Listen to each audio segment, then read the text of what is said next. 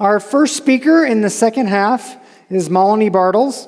Malini went from stay-at-home mom to Rocky Mountain Offender Management Systems in an instant and realized she's not a bad person, she's a badass. Now, an interesting thing about Malini is she says she can speak all the names of the U.S. presidents in order in one breath. Another great topic for the after party.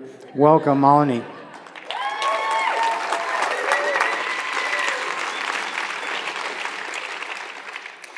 So I'm a female born in the United States, and to me, that makes me one of the luckiest women in the world. So you can imagine how shocked and surprised I was when my lawyer told me that I had a harassment charge against me and the police were looking for me.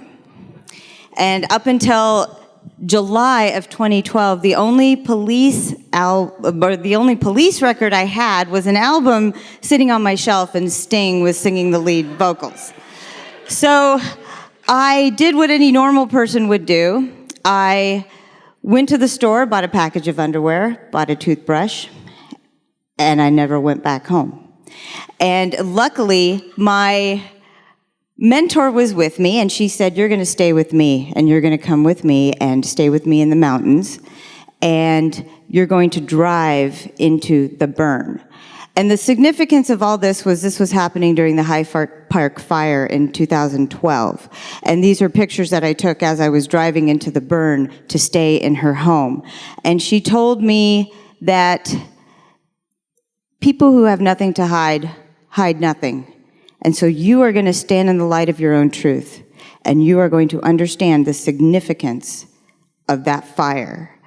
And so that's exactly what I did. Now, when I got married, Agni, which is the Hindu god of fire, was present at the wedding ceremony.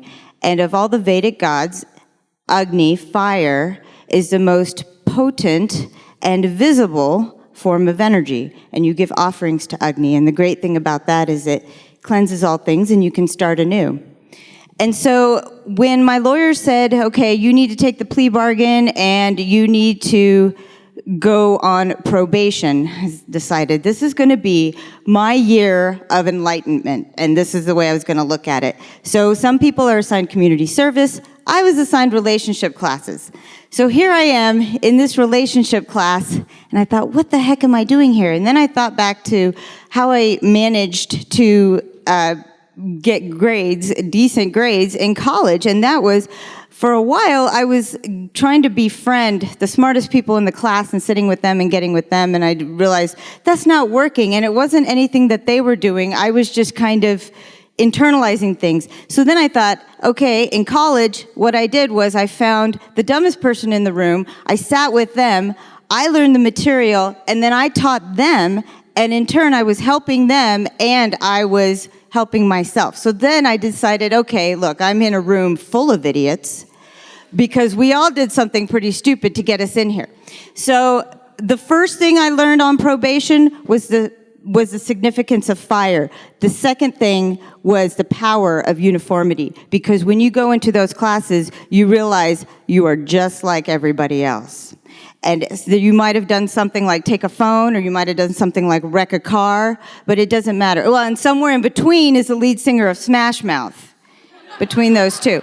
But you realize very quickly when you're on probation and taking a class that you are no better than sliced bread. So you just have to internalize everything. The third thing I learned was what I call the first pancake rule. And that is that you may not get it right the first time.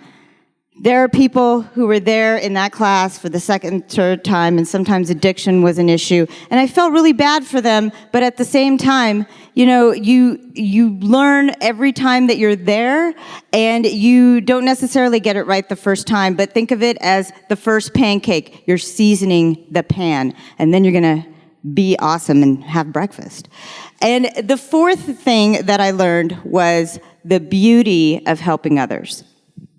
I turned to my community because, to me, helping others creates resilience. And so I I looked to others, sometimes people I didn't even know, to help me through things in my most vulnerable state.